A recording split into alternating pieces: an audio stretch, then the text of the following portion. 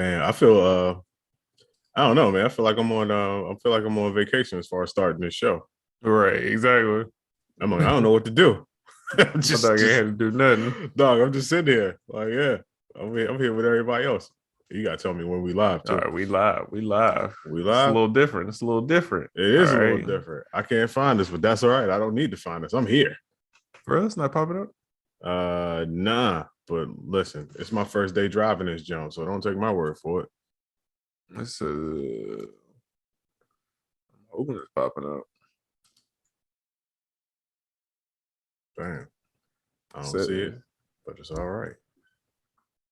and I want to shout out to Secret Jim. Yeah, it is. And they paid me for it. Yeah, shout out to Petey Pablo, dog. That was a line. It wasn't even a bar, it's just a line in a song. Do you know that he does TikToks and he's like a wood craftsman, I would say?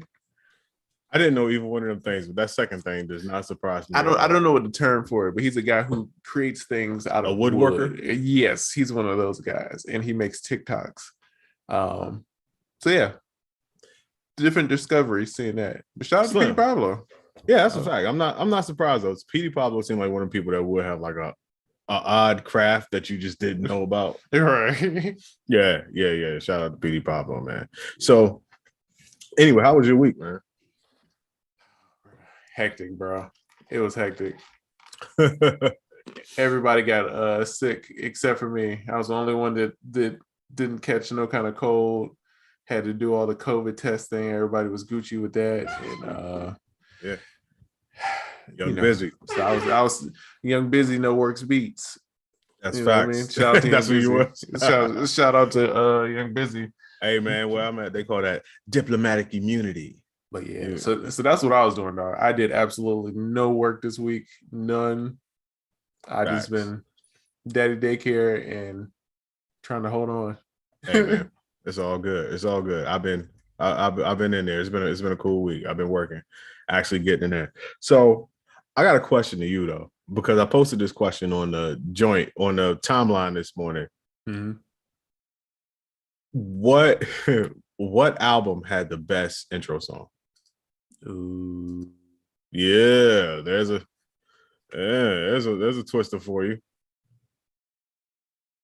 Yeah, do you know? You got one? That's a good question.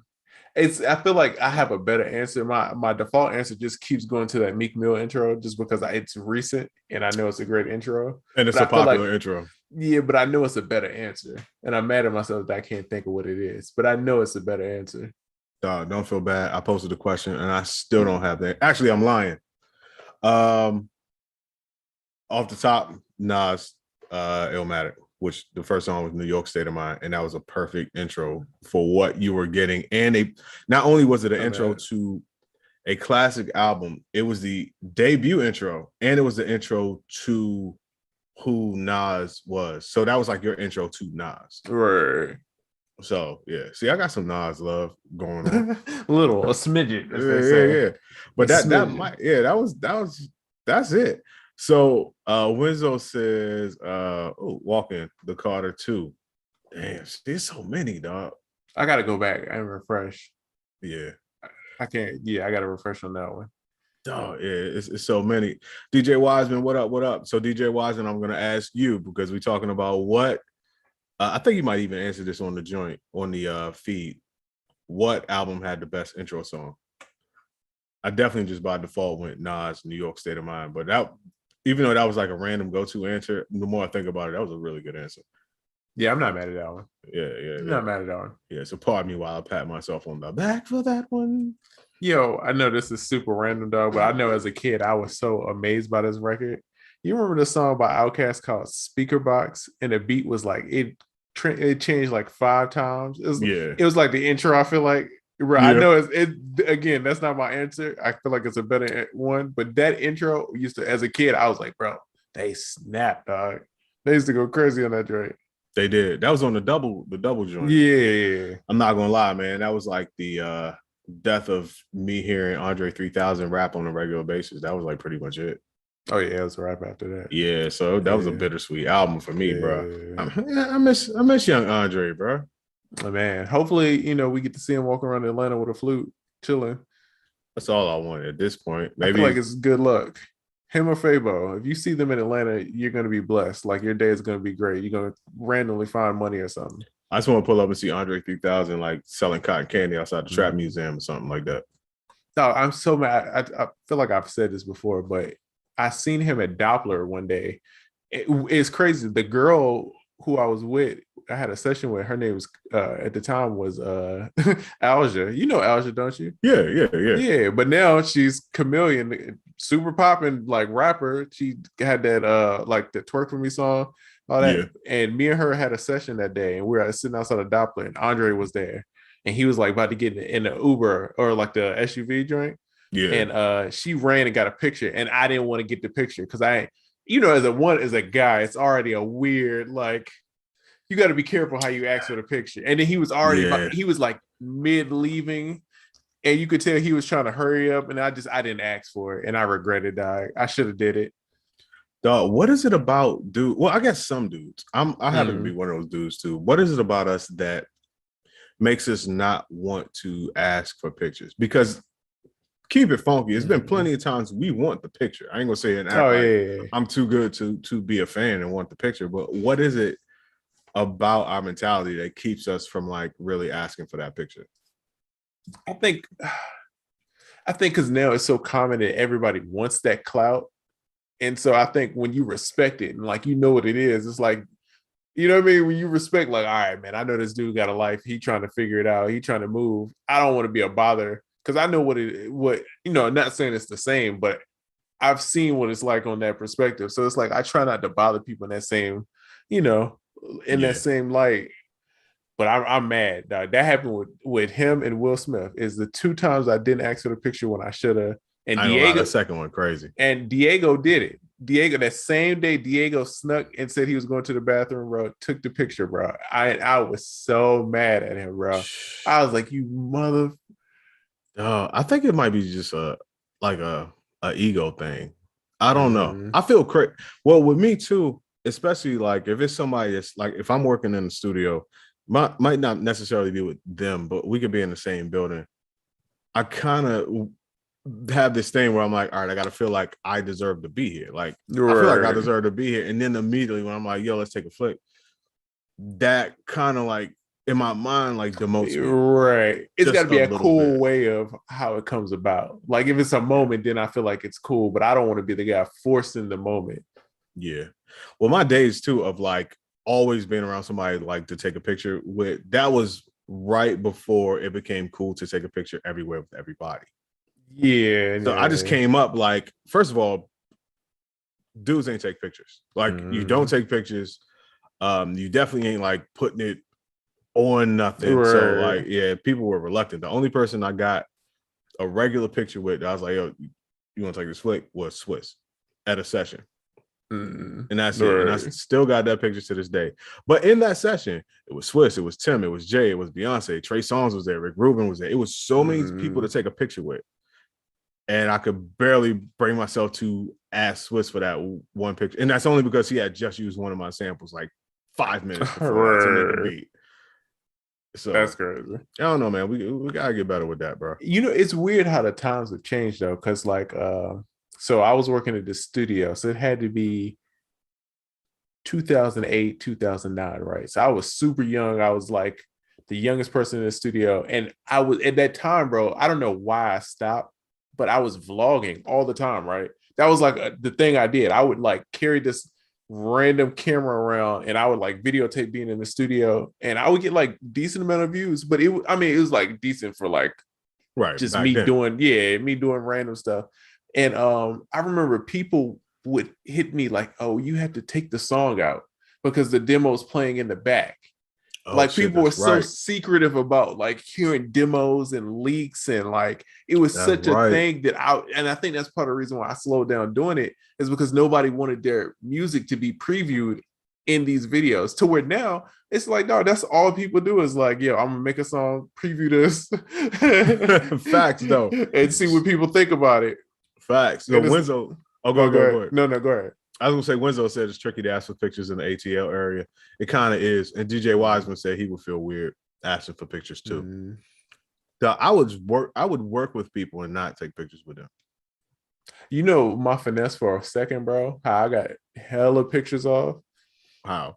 It was an app where you had to take the case off your phone and you put the phone on the desk, like standing up, and the phone vibrates and it like makes like a 360 and it takes like a picture.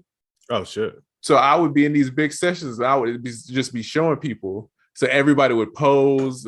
You get what I'm saying? And then you see the camera spinner. And it was such like a moment that like people like, oh, that's crazy. That's kind of dope. And so I got all these like random pictures with all these artists in there in my phone. Slim, that's a super finesse. Yeah. My finesse started being I would take my wife. Smart. Because my wife had became a photographer like as right after we got married. So she wasn't a photographer yet. But once she became a photographer, had a dope camera, I would just take her with me. And you know how it is. First of all, she's a woman and she's a photographer. So she would just be like, hey, y'all mind getting together for this flick? Right. Everybody would do it, like no matter what. But by then I was just like, I'm not with the pictures at all. Oh, and you know my other one, bro. And I mean, if y'all part of UnQuantized, y'all can steal the swag. Is the Polaroid. You know the famous Polaroid, dog. The Polaroid is the game changer, networking wise, and as far as just being in the studio. It's such a conversation piece, bro. But wait, do you got to take two because the person might want one? You just got to make sure you got the film on deck, and the film is expensive. So you got to gauge. You got to be stingy with the film because it's really like $2 a picture. You know what I'm saying? Facts. So you gotta be conscious about like, all right, bro. Like I'm taking a picture, bro. Is that the same Polaroid TSA got you for at the airport? Exactly. When we was at the airport? And the same one where dude took a random picture. He was like, "Can I see the Polaroid?" And then to start taking pictures, I'm like, bro, that's $4 right there, bro. What you doing, dog? You sound like Terry Crews on everybody's script. You just took $6 worth of pictures. That's 78 cents worth of lights. What's wrong with you, fool? Yo, hilarious, dog. But I will say, like, dog, I got like a little album, and it's like right here on my desk. Actually, so I got like a bunch of these little joints right here, and it's crazy. This one got messed up because of the sun, but this is actually the Producer Power Summit. Oh damn! But I got like, bro, it's like me and Diego in the studio, me and like Ray Shrim in the studio, my man got Yeah Lee. Do a Polaroid book. Bro, I'm just saving all these joints, bro. You know, I mean, just for like, I don't know, man. I just feel like it's gonna be cool, like in a few years. Derek Milano, the songwriter who wrote Savage for Meg Thee Stallion, just won a Grammy. It's like all these pictures of studio moments like that. So it's ended up being cool, and then people are not used to seeing it. So I would like put that joint out like it's part of my equipment. I pull out the laptop and then I put the Polaroid right there, and then somebody gonna say something about it, and then you know they're gonna want to take the picture. That's swag. I Breaks like the that. ice. You know what I mean? I like that. I'm stealing that, bruh. I'm stealing that. Wiseman says Polaroid over here waving and shaking the picture after taking it in front of them. Man, listen, everybody look like they're running. You know you're not supposed to shake it? Nah, because that's gonna give you the blurry smudge. It's gonna give you the runs. We've been lied to our whole life, bro. Don't shake it. Don't blow on it.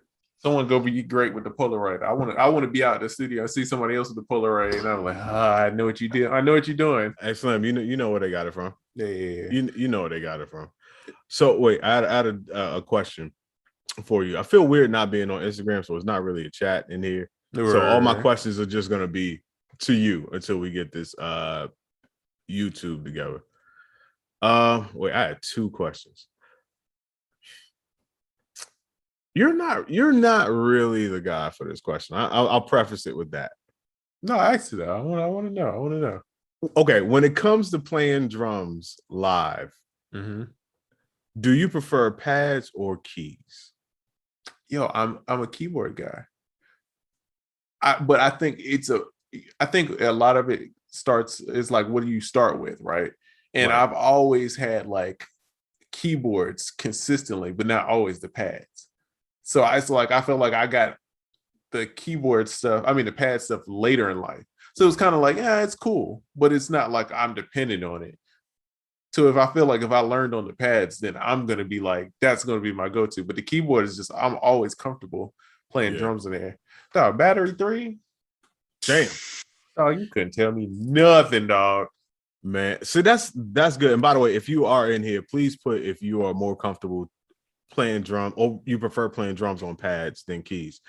And the reason why I asked that is because the other day I was doing something and I was playing some drums on the keyboard. I'm a pad guy. Is you know, anybody that knows me knows I'm MPC, whatever, Right. 16 pad type dude. But I found when it comes to playing drums, like with velocity, like precision, like I need velocity going on. Like if I gotta get real sensitive with the velocity, keys way better than pads, bro. Like the velocity sensitivity on key, and I think it's something to do with the actual like motion of pressing down on pads versus like my fingers pretty much already being on the keys, and it's just something about the motion to where if you got like a kick and you want to go like boom, like real subtle with the velocity, keys are way better than pads in terms of like doing that. It's so weird because when you were saying velocity, I know that you can do velocity that way, but I always think of velocity as a click. Yeah, I never think of it as a do it in the timing because I'm always going to change it later. It's always like one of those things that I'm gonna go back and tweak later. So I just don't think of it that way. And that was the reason why I was like, you're probably not the guy for this question. Because I know when it comes to stuff like that, like most people when they think velocity, it's like a draw it in type thing. Let's see. DJ Wiseman said I always felt comfortable because I started on keys. That busy talking about, and I hit the wrong keys. Yo, that's a fact. But when it comes to that, I usually just have my fingers resting on the keys. So it's not too much moving around with it. But it's just something about having, I think because with the pads, it's more of a, it's kind of from the elbow. It's more of a whole arm type of deal. So the control might be a little bit less. But with the fingers, it's a fingertip deal. Or with my thumb, with my thumbs, I play on the sides of my thumbs like that. Like yeah. I don't know why I'm so much more comfortable with the keyboard, but I feel like, bro, I've always it's been the consistent. I got like the pads and like that stuff way later in my career. You know what I mean? It's just like a MIDI keyboard, so it's like, yeah, this is all you got, bro. Right. No, I will say this though: if you had the choice of having one or the other, keys for sure. Because with keys, you could play drums. You could play drums with precision. And you can play, you can play keys. I don't care what you say. I came up playing melodies on 16 pads and I kind of know the notes and all that stuff, but you really got to do some manipulation to make it work. And you can't get very complex. With keys, you can pretty much do anything. And that is why, and I hope I don't get struck down for this, but the ASR, in terms of old school equipment, the ASR versus the MPC, I'd rather have an ASR if I can only have one. No, I'm not mad. I'm not mad at that. I'm not mad. Bro, you can only do one, man. You can only do one. And then Wenzel brings up a good point. It says, depends on the type of keyboard. Some real plastic keys and all. Yeah, that is a great point. Because I hate them trash MIDI keyboards with the the dollar store plastic fork material. Slim. Bro, I hate them joints. I don't know if you can see behind me that joint in front of the machine studio is an LPK. The reason why I'm sitting there and they're not plugged up because one of those keys, like it just slam comes off. It's done. But I got two other LPKs over there. I just had to buy them joints in bulk because them keys, they'll come off on you, bro. That's why it's the reason why that joint only costs the price of a mighty kids meal from McDonald's. You got to be gentle with that joint. You got to use your inside voice. You got to use your inside voice on them keys. Oh shit! Nah, all right, you killed that one. Damn, I'm still in that along with the Polaroid. I'm still in that. Business says I feel like I'll break the keyboard playing drums.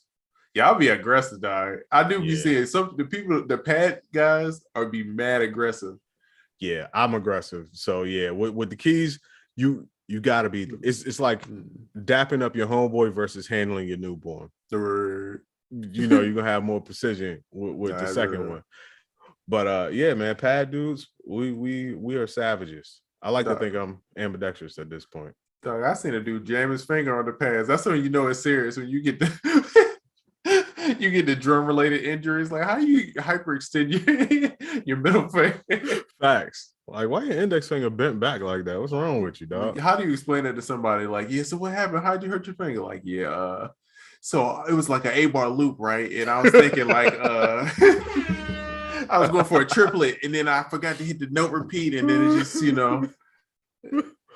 Yo, wasn't used to those hard pads on the push. That's all that was. Yeah, bro. Damn, not a drum related injury. Yo, drum related injuries, real quick. That's what stopped me from going to Top Golf. I don't rock with Top Golf no more because I jammed my wrist and I couldn't play no drums for like 2 weeks. Oh, bro, that's why I don't skateboard like that no more, bro. Because if I break my finger or my wrist, dog, it's done for. Dog. I can't do nothing, dog. Can't Being a producer DJ. Make you soft, bro. I can't make you soft. Can't make beats. I can't get be on the mouse and keyboard, bro. I'm done for it, bro. Dog.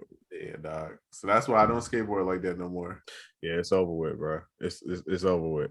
Yeah, that's funny, the amount of things that you won't do in life because you're at risk of hurting your hands. Oh yeah. Or shoot, once you get past 30 yourself, period. My nephew was like, yeah, he's like, I could do a front flip. Dog, I used to take a back flip, front flip. Dog, I had to think of myself. I'm like, you really want to do this? Your ankle a little shaky, bro. You know what I mean? You remember the last time. They over with, son. Your backflips, they used to be my shit. That's over with, bro. Mm-hmm. And it's been a solid 6 years since I did a backflip, bro. So my knees ain't ready for that kind of impact right now. I gotta warm up to that. I need to do like a cartwheel first. You know what I mean? A little round. Wait a little, yeah. sit on the couch and go back off the couch like that. Yeah, work up to an aerial. You know what I mean? Then we'll get there. You know. I remember I turned 32 and I tried to do a backflip. Emphasize the word tried. It's like gravity decided to kick in halfway through the joint, halfway through the flip as I'm upside down. And I was like, I don't weigh the same as I did when I was doing these joints. So gravity just takes hold right in the middle, bro. I had to come down on the hands. It's hard to make beats, man, when your neck is broke a little bit. So that's a fact, though. I'm chilling on all of that kind of stuff. That's a super fact. That's a super fact. I need some WD-40 on this mic. That boy is squealing. Do you, man? What's happening? That boy sound like the Trailville intro.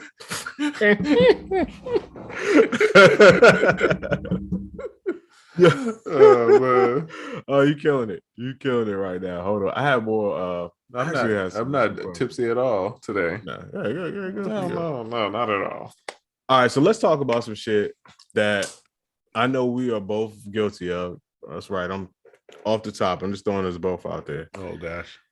And I'm gonna ask other people, what is your approach to using a free trial more than once?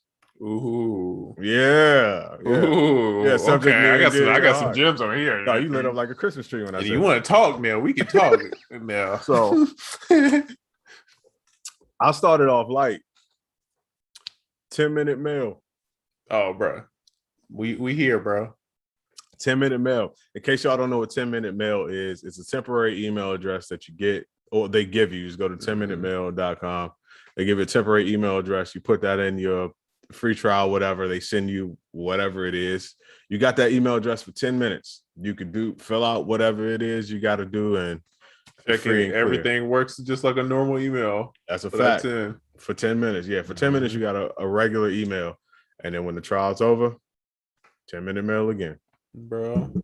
Yeah. Ever since I think I knew about it and then I stopped using it for some reason. And then you brought it up and I was like, wait a minute, that is a thing. Yeah. Bro. I'm disgusting with the trials right now, bro. I'm filthy.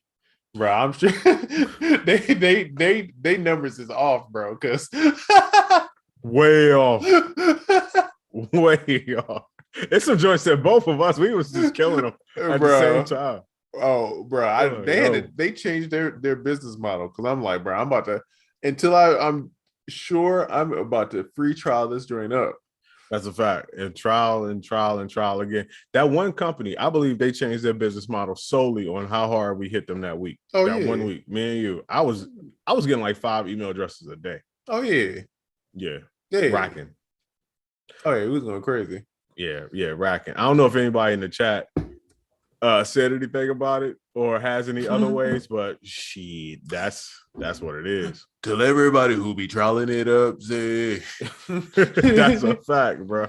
He said free trials are stupid. And in certain ways they are. And so as a business, here's the thing. It's hard to sell certain stuff, bro. So you got to give people a trial. You know what I'm saying? Especially on membership, it's very hard to sell. It's very hard to convince somebody that I'm gonna take money out of your account every month. Facts. For something.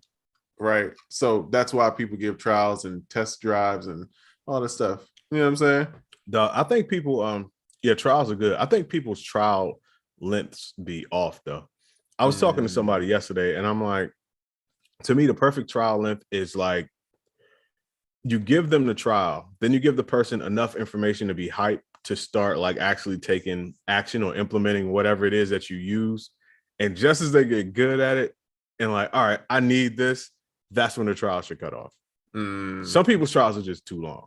Like a 30-day trial for something that if I start rocking with it for a day and I'm like, okay, I need this, or like a week, you should cut the trial off there. Don't give me a month because I'm gonna get it, implement it, forget about it, fall out of love with it. And then when I see it's time to renew, I'm like, nah, I don't use that anymore. So I think shorter trials from a company perspective are better than longer trials. But from a consumer perspective, I'll take the 365 day trial, sir. Oh yeah. Oh, I got an idea, bro. Okay, you gotta rock with me, all right? All right, let's do it. So you remember the old back in the day with plugins, VSTs, right? If you had the demo or a certain kind of version of that happened to expire and whatever you were using it, and it gives you that little white noise over top of it. We should we should make a plugin, replace the white noise with somebody like maybe I'm guessing Mad New York. It's got to be an aggressive accent. You know what I'm saying? You know what I'm saying? I'm thinking maybe a New York, you know what I'm saying? And it just got to be mad loud. It's gonna be like, hey yo, bro. Hey yo, dog. But the sound's got to be fire. You know what I'm saying? But hey, the white noise never really bothered me on certain things, bro. Because I would just cut around it. Yeah, exactly. Like, I'm sampling. I'll sample, bro. I don't need that. Oh yeah, like you said, just cut around it. Or it's Ocean Vibe. What you talking about? And he had a clue like effect, like the echo on there. The echo. Yeah, so you can't really cut around it. You still gonna hear it in the back. Trials over. Renew. You know what this is? Shout out to Visa.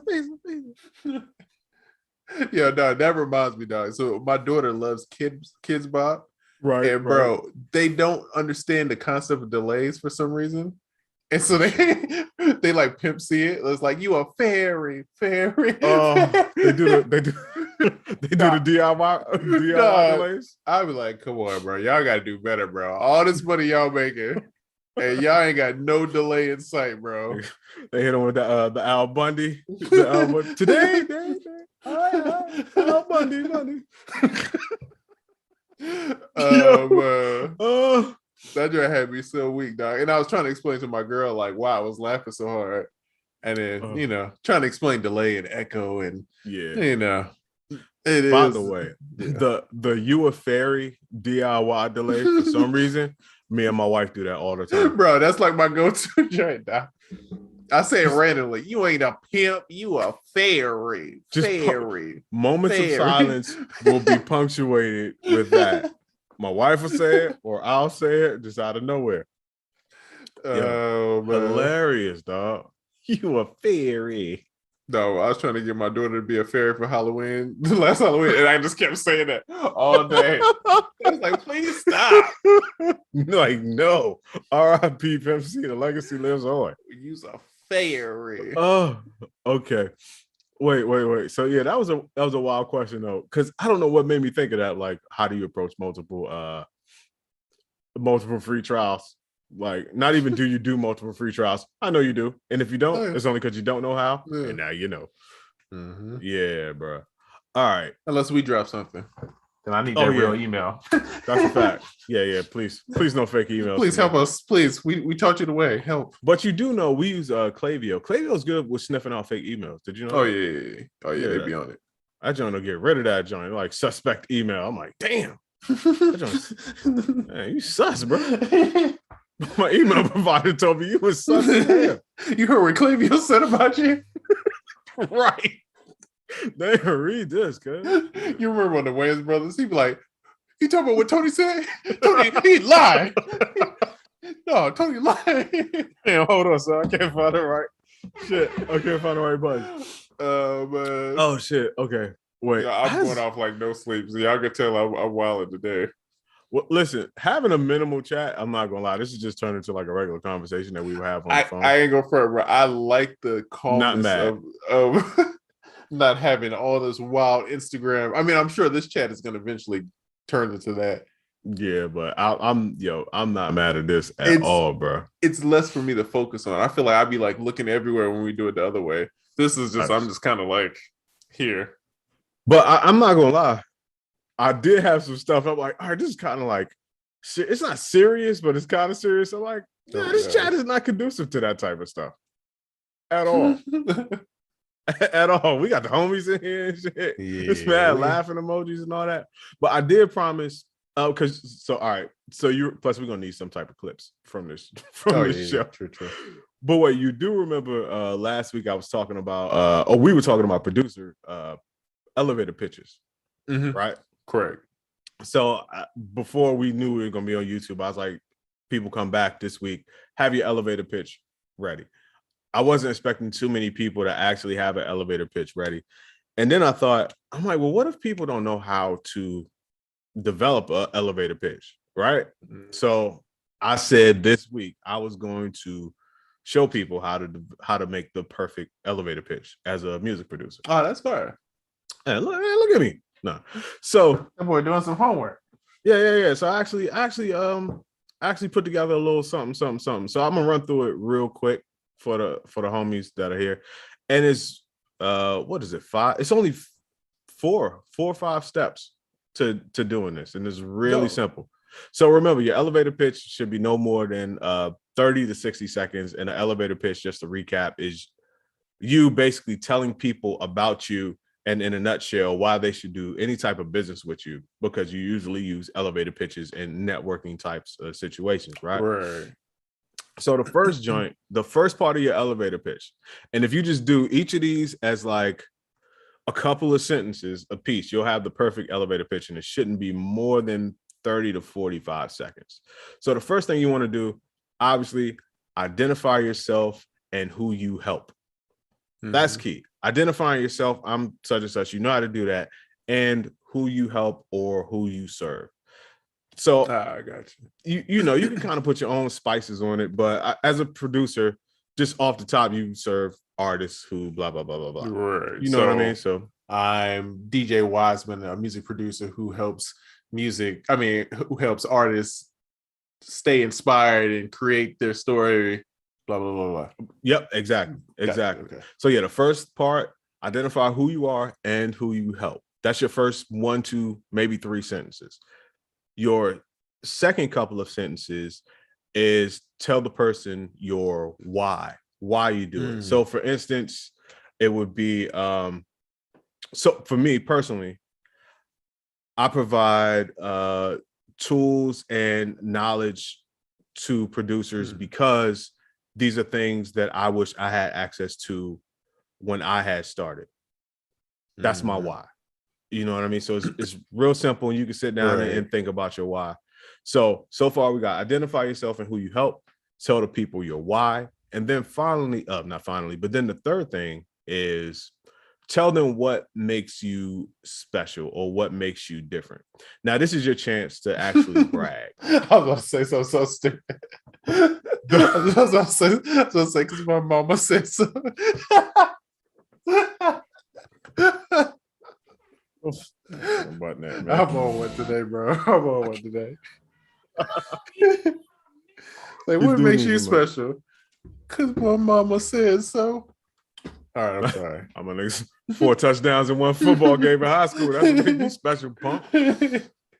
My bad. No, good money. So yeah, so tell them what makes you special. And this is the part, because this is the part that we all want to get to, right? You're supposed to brag about your biggest accomplishments, or just go there. If you don't have any accomplishments, you know how to put some sauce on something. You've done something in your life. Nobody's sorry like that. So you got Right. something to tell them. And then finally, the last thing, just like an email, if you're into e-commerce or you're into marketing, anything like that, end with a strong call to action. Direct them to So do like, something. so we should, if you're open to it, we should probably collab on something. Or I could show you, just whatever. Like, have a next step that requires some type of action with the person, even if it's just. So give me a number and maybe we could connect or something like that. And another thing I thought of too, it's called an elevator pitch because it's kind of like pitching a ball. If you pitch it to them, chances are they're going to pitch it back to you, and they're going to pitch it in the format that you pitched it in.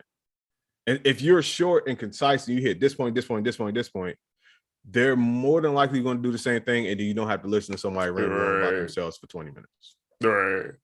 So in a nutshell, that's how to develop a real quick elevator pitch as a producer. That's fire too. Yeah. And I feel like that. I feel like you could tell when somebody's on it. Like if you ask somebody like, what do they do? And then some people would be like, oh, well, we sell this, but it's kind of for this. And it's bro, I ain't trying to do all that. Then it's like, I know, I mean, me as a marketer, I'm looking like, if you can't explain what you sell and who you selling to, then you probably not a good business person. Yeah, because you're gonna be out there umming and hemming and hawing and shit. Nobody you don't do business. Yeah, you don't know what the problems you're solving. You don't know what audience you're reaching to. But someone will be like, "Yo, I'm from the producer kit. We help music producers solve these issues with this, and this. This is where you could go to the, you know what I'm saying?" Then it's like, "Oh yeah, he's done this before. Yeah, he's thought about this. You look professional. You look professional as hell." Because my mama said so. I don't know why I want to say it like Bobby Boucher. My football is a devil. Hey, no, I ain't gonna lie. I am a victim of that though. Like if my mother told me something, I still believe that shit to this day. Wholeheartedly. Yo, my mother told me I was handsome. In my mind, I'm the best looking motherfucker in the world.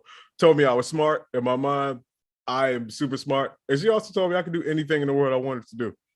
So at this point, I'm like, I can do anything. Man, true. Anything I want to do. That's gonna be my new Instagram bio. Because my mama says so.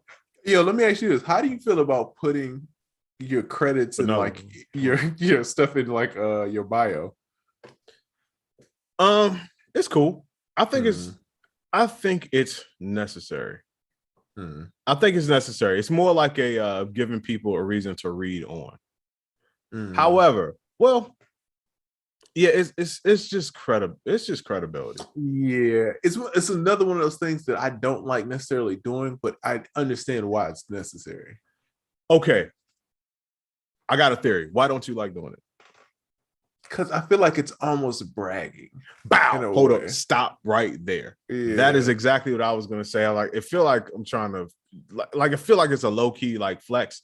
However, you do realize that because it feels like that, that means you've accomplished major things that people surrounded by you would also like to accomplish.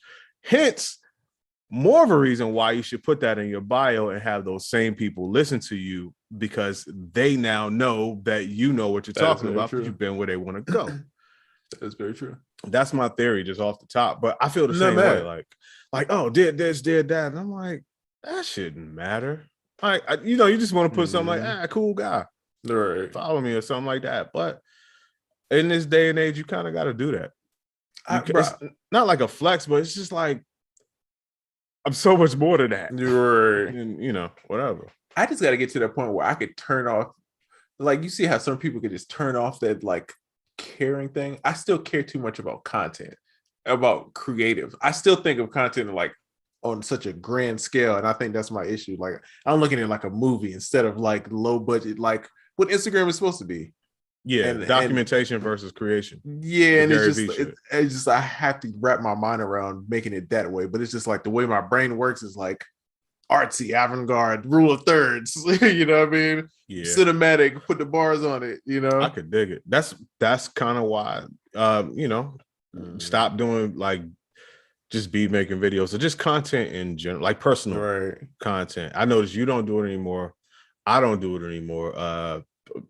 Thank the homie Realistic. I brought him on the team, so he handles a lot of the content. Just because I'm like, I'm the same as you. Like we Mm-hmm. just, it has to be this. It gotta look like Michael Bay directed it or some shit like that. Mm-hmm. But and it doesn't. But my thing too, just to keep it real, since we have such a, I feel like the cousins are in here. Right. It's in my mind, it's not sustainable for me.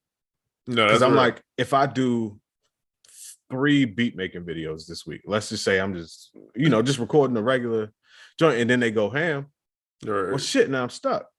And I Right, didn't want to do it to exactly. start with. So now I'm just, you know what I mean? And I Right. remember that that's how it was, just doing beat making videos all the time. And that's what got me here, and to some extent got us here, because we were doing them together at a certain point. But like, dog, I'm at a point in my life where I'm not really trying to be making beats on camera every Wednesday, 3:00.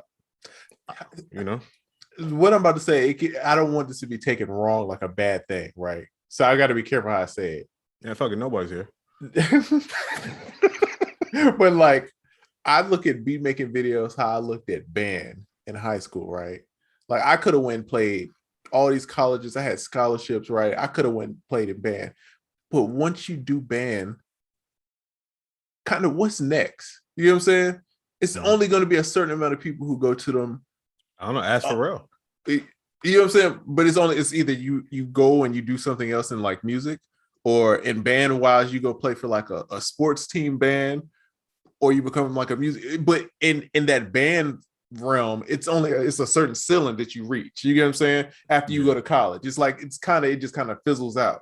And I feel like beat making videos, of course, you got the J Blacks, the Trizzies who go off and do that. But I get to a point where I'm just like, where does this go after a certain point? I do know where it goes, and it actually goes somewhere good. It goes to endorsements.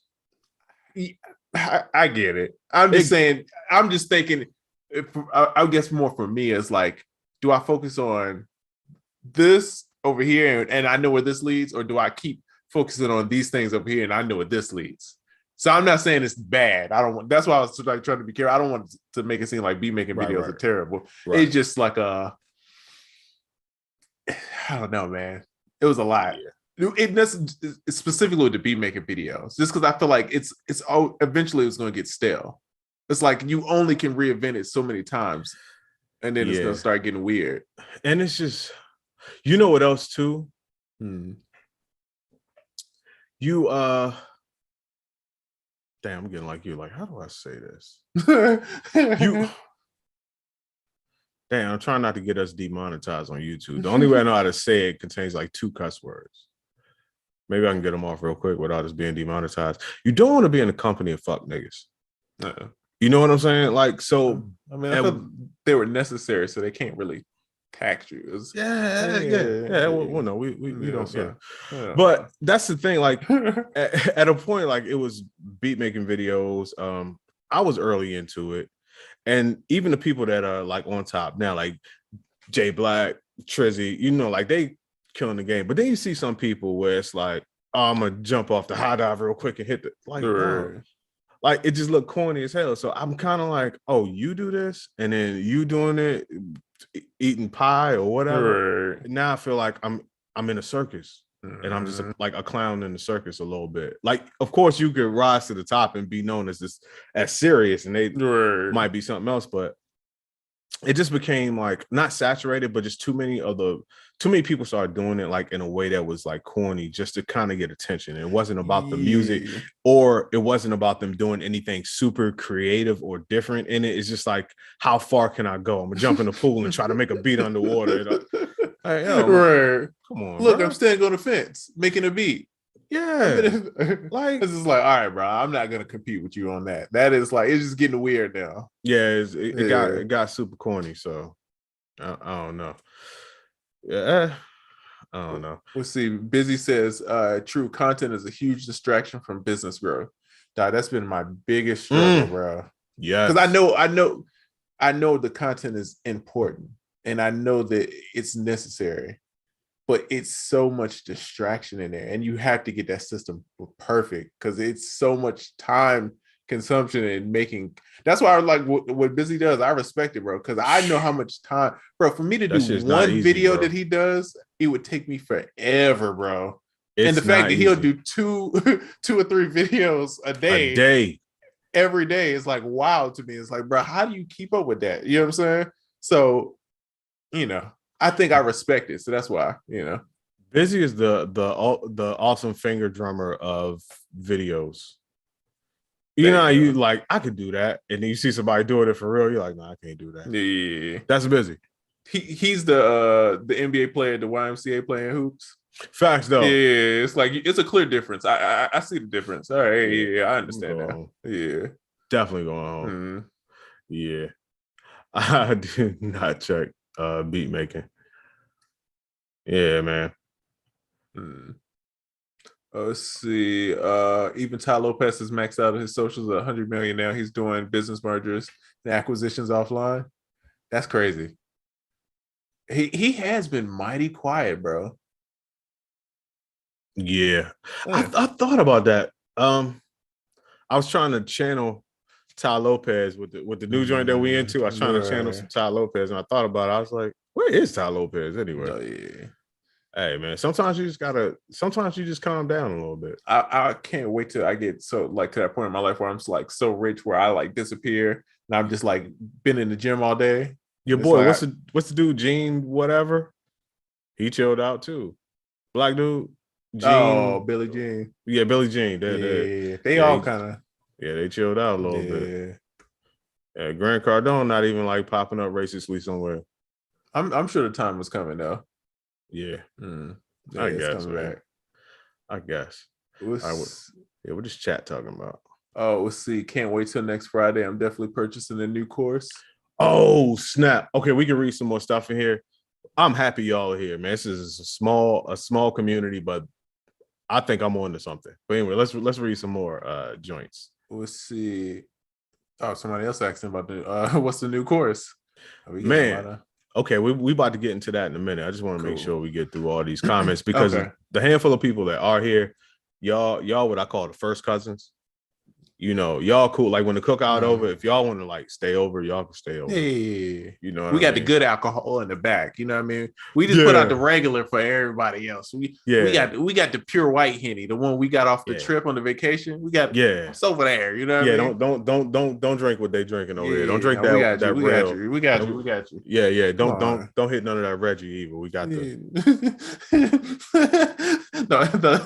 side of my time. You're gonna get a headache. Come back here. VIP treatment. Come on, man. Yo, Rail Liquor and Reggie. Ugh, oh my god, that's a bad night. That's a bad night, bro. Shout out to whoever bought whatever they bought. The screen is black, but much appreciated. Tony Versati, what up, bro? Yeah, Tony. I forgot why we even brought that up.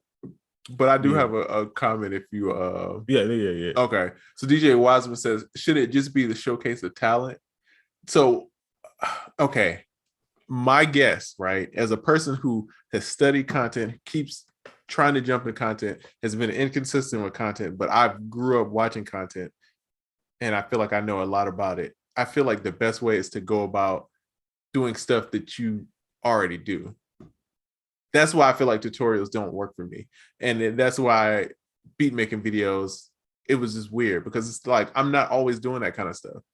I'm doing business stuff. I'm like being a dad and I'm doing, so if I was making content about that, it would be easier because I'm already doing the stuff. You know what I'm saying? But I feel like when you start doing stuff just like how we were talking about people going on the train tracks to make beats, the time, it's like after a while, it's like, bro, you can't keep this up, man. This is like, where's this going? You know? That's true. And it does that. We'll see when people do that, it gets out of the actual show of talent and it's more of a shtick or gimmick type of deal.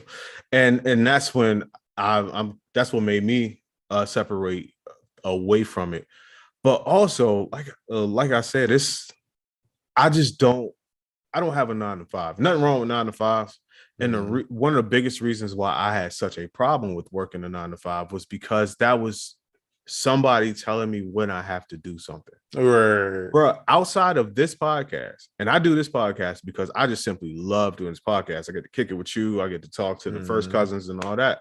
So I like doing that. But outside of this podcast, I don't really have many things that lock me into doing anything at a certain time on a certain day.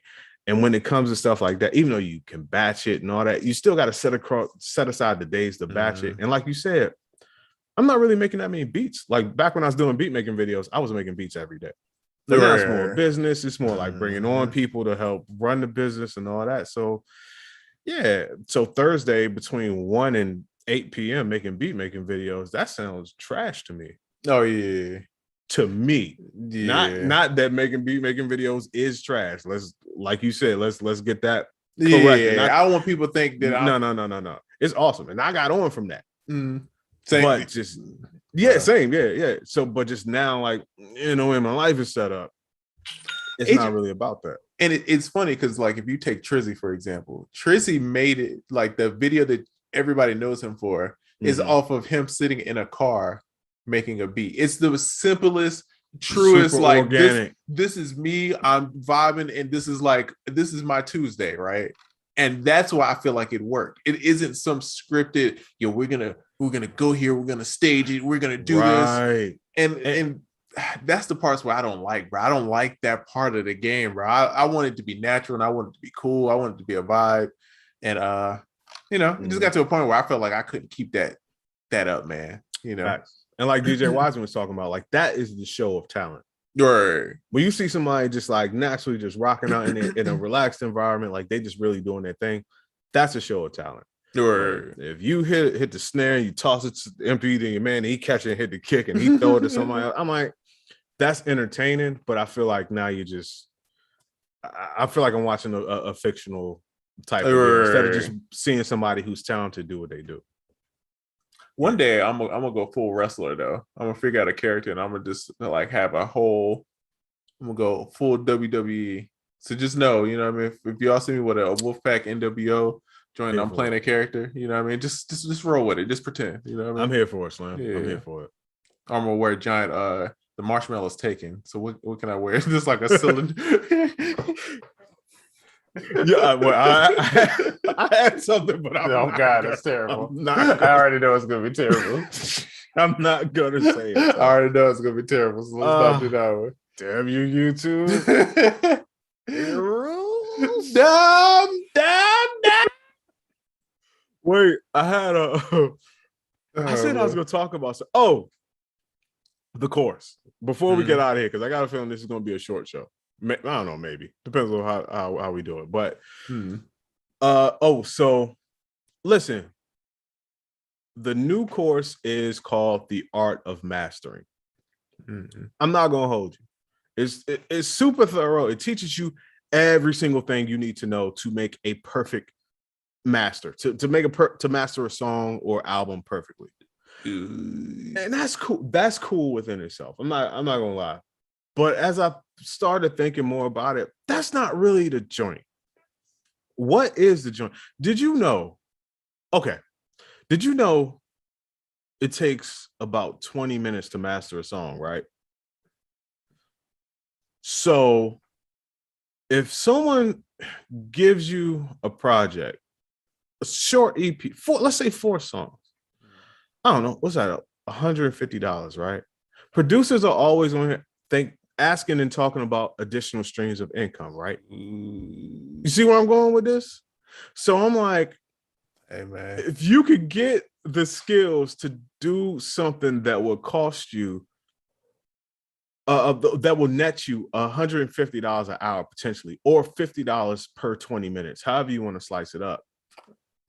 Sound like a hustle. Is that worth it? Sound like a little side chain right there to me. So as I'm thinking about this, that's what led into the thinking of the pricing. There'll be introductory pricing for it. And I'm thinking like, okay, the introductory price since we first cousins is going to be $147. And why? Because super low. For dog, all right, that's low. This joint is 9 hours. It's like 60 or 70 videos. Yeah. And I tell you, it's every single thing you need to know. So think about that. The price is going to be $147 introductory, because it will literally cost you about an hour's time of the thing that you could take this course and set up a whole business with and make it back in your first hour of running that business. You understand? Like that's how I'm thinking of it. So it's great, and it teaches you mastering and all that good stuff, of course. But I'm like, yo, you could literally take these skills and start a business to where you can make $50 per 20 minutes. So if you are willing to invest an hour's worth of time with that skill, you'll make your money back on your first EP or your first 4 clients or something like that. So for me, and I guess I'm gonna be I think I'm gonna pivot how we're gonna push this and market it. Right. But to me, it's cool to learn the skill and it's thorough. You know, our course is super duper thorough. But I'm like, dog, people, that's the biggest question in the producer community. What are other things I could do to earn money? This is like a totally overlooked, untapped resource. And it's so fast, like $50 for 20 minutes. It takes a skill. It is an art, but it's not something that you got to spend a million years to do. So I'm like, to me, that's a quick business, you know. Remind me after the show to tell you my suggestion for you. I don't know if you have enough time for it, but no. We, you know how we do after the show. Yeah, remind me to tell you about that. Yeah, my man. So yeah, that's what the new course is. But it wasn't so much about the course as the thinking behind. Bro, you know, bro. I do not ever claim to be an engineer. I've never said to be, you know, but I've engineered some sessions, right? You know how much money and how much mixing and mastering that it held me down? You know how bro, you know how many times that's been the clutch between DJing and those things? Oh, yes. Bro. Yo, my Cubase days? Oh, come on, bro. That's a fact. Yeah. But like it's much easier than mixing. Oh, yeah. Much faster than mixing. And it's a good amount of money. So you get a couple in every now and again, bro. That's good money. And it's proven. We have a service on my site we have a mixing and mastering service. So like I'm it's not like I'm just talking out of the air. Like we get orders. You actually people need this shit. And when people need shit mastered, it's not just one song, it's 4, 5, 6, 10 songs at a time. Exactly. So just a little something. So if you see the marketing, First Cousins, if you see the marketing, I'm gonna really pitch it more towards this is a great way to make income. You'll know how to master, but more importantly, you'll be able to make some extra money. I like that, bro. I like that a lot, actually. My man, appreciate it. I like that a lot. Yeah, no, that's dope. Busy says I pay a lot because mastering so mystified. It is. That's a good point, Busy. Thank you. Yeah. Would you ever do an art of sound design course? No. No. I'll be quick to say no. What up, Fictionalized? Fictionalized is in here. Fiction. And the only reason I say no is for the same reason why we talked about beat making videos and all that. I'm not really a do a course guy. That is why I hire people that are great at doing courses and other things like that. Just because I don't know. My worst fear is that it would go great. Bro, I'm trying to hire people to do courses, bro. Courses are a pain, bro. Yeah, it's not the easiest. And even on this end of, you know how it is to be on the end of actually setting up the landing pages, the automation, the copy, the upsells, downsells, all that type of stuff. Like that alone, I'm like, I don't like doing that, but that's the part that I do. Exactly. Like, I'm doing that part. But like the actual creation of the course, no, I might come with the idea for the course or suggestions and this, that, and the third, and the marketing and all that. But doing the actual course, man, listen, I can't be on the register and serve the tables and clean the bathrooms. No, I feel like we're just not gonna have a great business. Some people can. I cannot. No, I'm the same way. Yeah. Let's see. Scantless Beat says, I'm trying to figure out how to charge a new client without overcharging and undercharging for recording and mixing. What is okay? We're gonna get deep. What is a low ball undercharge price to you? And what is an overcharge to you? Let's just see where you at money wise. Because I think we and you go in the same place, because I'm thinking e-commerce, but it's like you always see where your bottom is, right? This is like bare minimum to get across, and then you want to make a certain percentage over that, right? Normally it's like 30%, right? Mm-hmm. Yeah, it's like anywhere between that and that, you in the money, right? But as long as you got that basis clear, then you can work between that. But I feel like you got to know what your bottom is. Yeah. So you can kind of negotiate. Line, so you can kind of negotiate where you want to be at. And where's the market at? Exactly. Not for nothing, that kind of plays into it a little bit. Some people want to act like, I don't care what other people are doing, but market value Oh yeah, it matters. It definitely. matters. Unless you got a brand name, hell yeah, it matters. Right. Because somebody, if somebody be like, yo, how much for this studio time? You be like, $10,000 an hour. I'm like, man, we don't get the hell up out of here. Yeah, like nah, that sounds like I'm going to patchwork. Sounds a little off to me, family. Yeah, definitely. Yeah. Let us know like what a low ball price to you and what a not a high ball price, but just a high price is to you. Man, okay, real quick. I also so as I was putting together the 4 tips for making an elevator pitch, I also just decided to do 3 tips for networking, like actually networking in person. These aren't going to be crazy tips, but I feel like, things open to back up. Everybody's starting to get back in person. Maybe some of us forgot the vibe, or some of us it's time to hit the reset button. Yeah. And these are things you should know. So just 3 really quick tips for networking now in person. The first one, dog, be yourself. Sounds kind of cliche, but depending on where you are, who you're around, and who you're meeting, you may feel the sudden urge to front a little bit, to maybe put a little extra sauce on it, or just maybe do something that's out of character. Listen, the best thing you could do is be yourself, because that's who you want the person to rock with. You want the person to rock with you, not the person who got 10 million Grammys and you know all that. So yeah, just be yourself, man. Like it's a simple tip, but some of us kind of forget to do that. And it's kind of like when you say you gotta like play the part that you want to be, you know what I'm saying? Like, and you act like you belong, like be yourself and just like feel like comfortable being in the room, because it's act like you deserve to be here. I think I noticed in the studio so many times, bro, people get either fanned out by the artist and they start acting weird, and then they treat the artist like they're not a normal person, and then it's a weird dynamic. And it's like, I feel like the best situation is like, yo, when you cracking jokes, you talking trash, like facts. And those are because then it's like you being real. And I feel like people respect that, other than you trying to be this like perfect, oh, I'm gonna be this in front of this artist or whoever it is, you know? Right. Because if you think about it, not to go super deep with it, but if you think about why you put the extra sauce on, or why you might want to front a little bit in those areas, the real question is, why are you ashamed of yourself? Right. You shouldn't be ashamed of yourself. You should self-improve if you feel like you want to be better, but you should never be ashamed of who you are. Like, that's who you are to make it in this world. So be yourself, improve on yourself, but just be that.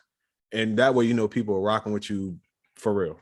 That's my biggest fear. Like, you act a certain way and people are rocking with that one thing. It's like, first dates. You always hear about the dude going on the first date. Anybody going on the first date, bringing the representative. Yeah, you're going to super expensive places you don't eat at, and you done something stupid like rented a car, but just went super ham, and that's not really you. Well, that's the representative. But eventually, if you want this person to rock with you, you can't hold that up forever, and they're eventually going to meet you, and they may not like you because they like helicopter man. Yeah, exactly. So. Same thing with meeting people in person, in the studio, and in business. Like, just be yourself at all times. Stop being ashamed of yourself. Somebody needed to hear that. The second thing, hold on, I lost my notes. The second thing, this works a lot.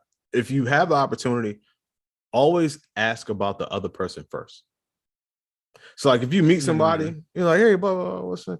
Oh man, like, just where are you from, or what do you do? Like, always ask about that person first. It shows that you're taking it, like, and ask about them for real. Like, you really want to know. Don't just like run it off as a question. And I find that people are like, that kind of what Lynch. You ever hear somebody talk about somebody else and be like, oh no, he cool. He cool as hell. And if you ask about me, a lot of people are like, oh man, oh yeah, he's cool.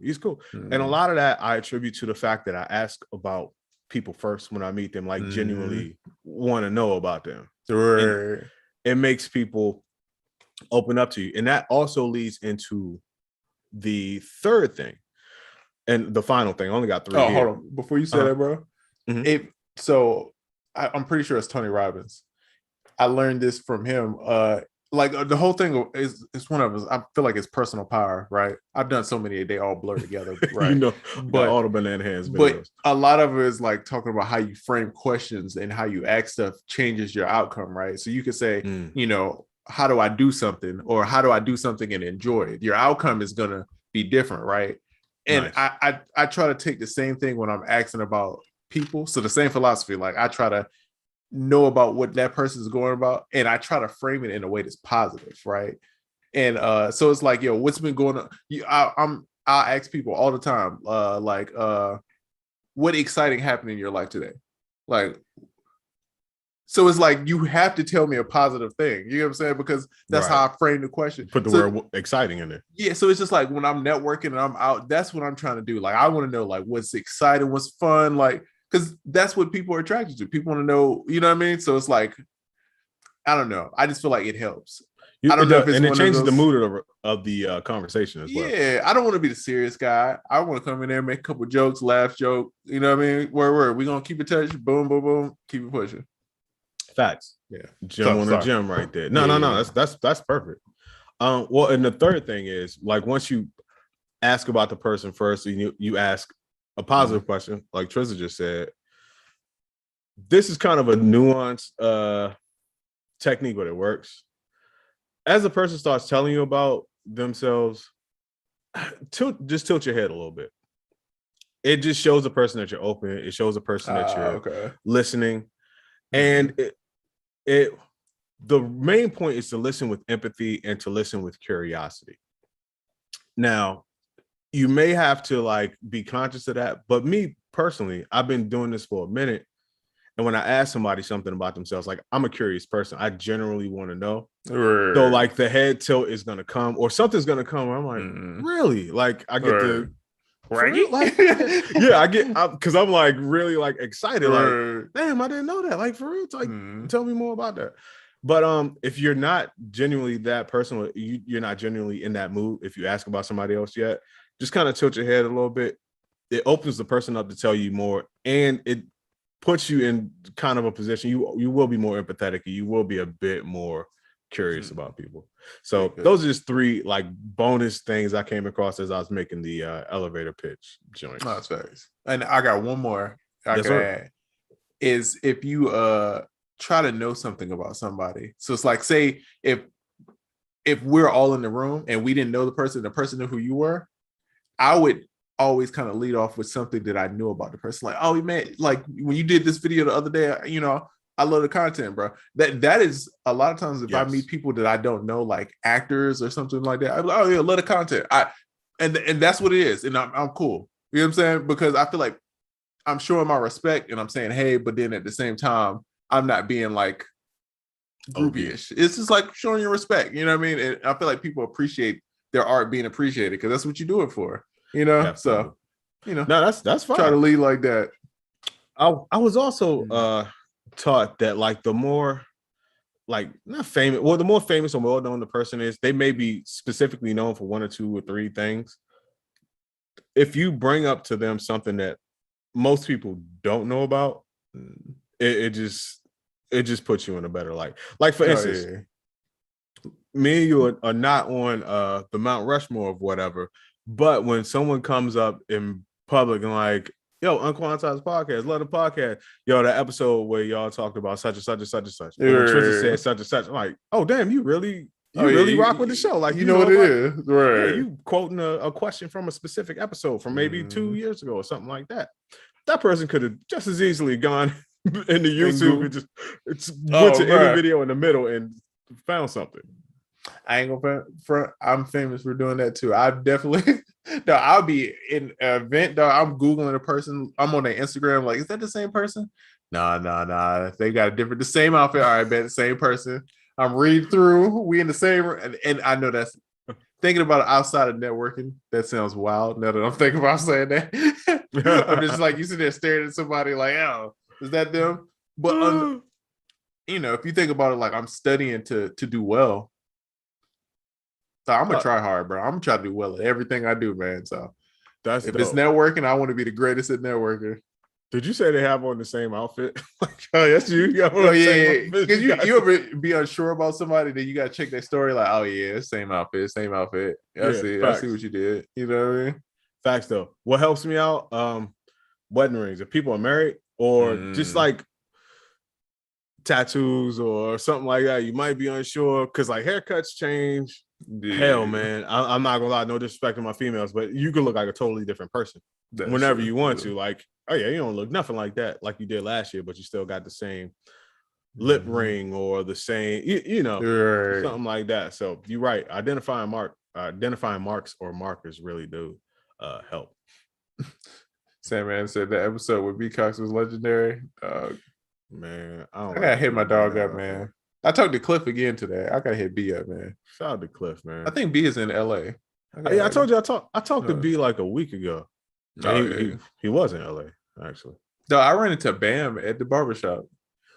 My dog, Bam, with his so successful, I don't have time for you people type. Oh dog, he was whipping the May with the Bach. Yeah. I was like, oh, yeah, snap, the man. Yes, shout out to Bam, man. Bam is one of those people that came in, really did his thing without you knowing, and actually got out already. Oh yeah, he was chilling. Yeah, and Bam is the one that got me my Mary J placement. I will always. Oh yeah, that's right. That. Yep, that was Bam. Right. He was her bass player at that point. Oh, that's right. We just went to his crib and rocked out, and he's hit me like, "Yo, got a joint." I think it was like the title track of the album or something like that. Apparently, every music producer goes to my barber. We all go to the same barber, dog. Oh, that's fire. Me, Brian, I think JD, all of us go to the same dude, bro. That's fire. I'm just about to start hanging in the barbershop. Who need loops? Yeah, that's a fact. Come on, man. You got that bent producer finger. You need some loops. What time? Oh, 3:30, he getting the fade. All right, I got time. About to drop off the loop pack. Facts. Not drop off the loop pack. You know how people come in selling the deodorants in the barbershop? Just come in, got them loops. Excuse me, young man. Could I interest you in some high quality loops? No more guitars and flutes. We are on. That's a fact. Damn, some loops in the barbershop. I love it. All right, what's this chat talking about? Let's see. Empathetic and curious is my natural default setting. Oh yeah. Who said that? Fiction. That's for sure. That's a vibe. That's a vibe. Yeah. Oh, I see. Busy. Oracle was right. I learned that from my dog. The tilting your head joint. Yes, indeed. Oh yeah. Yeah, dogs do that.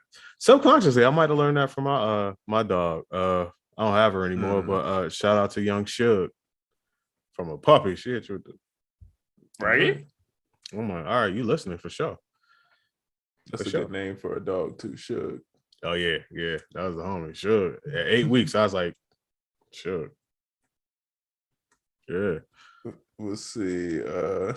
Need to add a booth in the barbershop. Yeah, I'm about to give my barber some pub. I'm like, look, I got 10%, whatever you place. About to be playing booth rent. Booth rent for placements. Booth rent. Like, nah, I don't cut hair. But I do rent a booth here. I got loops. It's just my station, just where it's like the drawer where you pull out stuff, it's just speakers. Mad Beats pills and USB drive. As soon as people put the cape and the neck joint on their clients, you come through with the AirPods and just put them in their ear behind them. Hey, check this out. Now, are you feeling dark trap or club? Yo, oh man, that is crazy. Come on, man. That is crazy. You crazy if you don't do it. We come up with a great new business idea every show. We do. Yo, good evening, everyone. Hey, good evening to you too. Good evening, sir. Welcome to the first cousin. Good evening, fun sir. That's what Contendo be hitting this with. Good evening, sir. Hey man, we need to run back the game of like random business. Oh yeah, we haven't done because we be having some crazy businesses, dog. Yeah, we do this thing where we'll like try to just make the dumbest random business, but like you have to see it through. Like you got to pitch the whole idea. You know what I'm saying? And it's actually some creative ideas. I feel like it's like a sharpening tool of like get you right. Dog, we can't go on after midnight. We can go on Shark Tank. Hmm. Just take our joint there. But yeah, the do-rag joint, the Wave Club for men. Wave Club for men. That was the joint right there. Mm-hmm. That was the joint. 360s. Yeah. This is way back in the chat, and I don't know why I just remembered, but I'm pretty sure it was who said it? I'm pretty sure Winzo. I'm guessing. If not, forgive me. But she brought up Toastmasters. Have you ever done Toastmasters? No, I haven't. I want to though. I thought about it, bro. Yeah. I thought about it. I thought about that or improv. I feel like I would do decent in improv. Slim, I would love to do improv. My wife is always like, you should do improv. Yeah. I feel like we both got the improv. That's what makes. I feel like if niggas got good at it, it would be crazy. No, we would kill improv. I don't have the natural fear of public speaking. Do you? It's weird, bro. I don't like it, but I could do it. I think it comes from DJing. I hate talking on the mic, but me having to do it so many times, I'm just kind of like, I'll just do it. But it's still one of those things that's kind of weird. But I feel like I could be a better speaker. That's why I asked. It's not like I'm afraid. It's just like, I want to have that like, you know what I mean? Like that Obama, like I'm about to come through like, you know what I mean? Yes, sir. With the speech, you know what I mean? Like, oh, his pause is pregnant. That's crazy. That's such a well-placed pause in between the sentence. Whoa, is that rhetoric? Did he just drop a 5-second pause between the sentence? Facts. Yo, that's fire. Did you know that? Well, last time I read, like the number one fear of human beings was public speaking. Like that's over death. Death was like number 2. It's public speaking. I'm thankful. It's one of them things like, some people like got allergies and you don't have allergies. You're like, I'm just so thankful I don't have that. I'm so thankful I don't have a public speaking joint. I don't know what it is. I feel like I could talk to any size audience without even knowing like what I'm talking about, just like talking with no problem. That's one of the mother things though. Mother's like, no, you can talk to anybody. You're smart. Just get up there and start talking. So yeah. I think for me, I could speak in public as long as I know what I'm talking about. And I think that's why DJing, I start shying away from DJing a lot of events, is because if it was an unorganized event, it would freak me out. Oh yeah. And then I would have to start speaking and doing stuff for them, and it would just like, I would start like, bro, one of the last times I DJed at this club, the crossfader was broke, right? The key in thing for a turntable, the main button that you use, right, was broke. I find out when I get to the club, right? And then it's like, oh, Meek Mill just walked in the club, and then the turntable's broken at the same time. So I got to talk on the mic. I'm like disconnecting stuff. And it's like, then I was panicking because it's like, it's so much going. People run up talking to me. So it's like trying to manage all of that stuff. I'll freak out in certain situations. But I mean, it ended up being cool and I handled it. And, it was just me personally stressing out about stuff. But yeah, if it's one of them situations, I don't like it. But other than that, it don't bother me. I think, dog, I grew up, I had to do all them little damn taekwondo and karate demonstrations in front of people. I was in band. I was doing DJing. So since I was a kid, I've been in front of people talking. So that don't necessarily, Dog. So I feel you on that. So I got a real quick story to share. And this is a funny public speaking story. At my wedding, of all places, right? We getting married. Me and my wife, we had this thing. We're like, yo, we're just gonna stick to the script. Somehow, the minister, official, whatever you call him, sorry, I forget, didn't really get the memo or got it mixed up with something else. So she looks like, as she's doing the thing, she's like, and now the groom has some specially prepared vows that he would like to say. Slim, I most certainly do not. I said stick to the script. I do having to hold into health and all that time. Bruh, had to get up there and just wing it, bruh. had to with like KFC Slim. I had to wing it in the middle of my wedding. However, she also right after that turned to my wife and said, "Now the bride would have her own." So my wife had to wing it too. But, Roxanne, your love makes me afraid. I want to drink your love like a glass of red Kool-Aid. Oh man, bro, I would freak out in those guys. See, that's the situation I would go crazy, and that's why I want to do Toastmasters, because I want to be confident that I could just, because I'm good at just making stuff up on the fly. But in those situations, I want to be calm, and I know it comes with practice. I just don't practice talking enough. You know what I mean? We killed it. People like, wow, you guys had the most lovely vows ever. We like, didn't we though? Bruh. Killed it, son. Hey, killed it. I would have been on. Hey, I would have been on the phone with what you call it? You know what I'm talking about? I would have been with that dog. Help me out. Yo. Oh, I ain't gonna lie, I wanted to box the wedding officiant. That's wild. Do you want to fight? That's wild. Do you want to catch these hands? Yeah. That's wild. That's funny. I was speaking for the win. For the lose, actually. Let's see what else. Yeah, it's been a slow news week, bro. Nothing's really happened. Now, did you see something? Sunny Digital said something about loops or something like that. Oh, okay. I saw it on Producer Culture's page. I saw Let me the find dude. the original. I do not. Yeah, I never saw the original. And shout out to my guy who's co-owner of Rucker Collective. I don't know his name. Forgive me, but he made a passionate rebuttal to Sunny Digital. And he was from what I remember, it's pretty on point. But I don't know what the original statement was. See, this is okay. So I saw when you sent me Oh Boy's response. I didn't like his response because I feel like he missed the point of what the original tweet was Sunny and then we're talking about. So what's like the original tweet? I'm trying to find it exactly. Okay, because I had no point of reference. I just gave him a P for passion. Okay, so this starts with my homie Slade. So Slade is cold, bro. So I think what event was it? It was at SAE, and I introduced you to Slade. You met him there. Okay. But yeah, he's crazy. He's part of that whole like group of Sunny and all them. And he said loop makers agreed to some shit before we did anything, and now it's a hit he won't have. I hate niggas, like for real. And then he said that's why I don't be messing with loop makers, really, especially the ones I haven't done business with before. So and then the dude basically says that's why you have lawyers and all this stuff. Yeah, okay. And that's why I was like, he kind of didn't say anything, right? And the issue with the loop maker thing, right? I've experienced this being on both sides as a guy who creates loops for people and then being a producer who uses loops from other producers, right? Mm-hmm. It's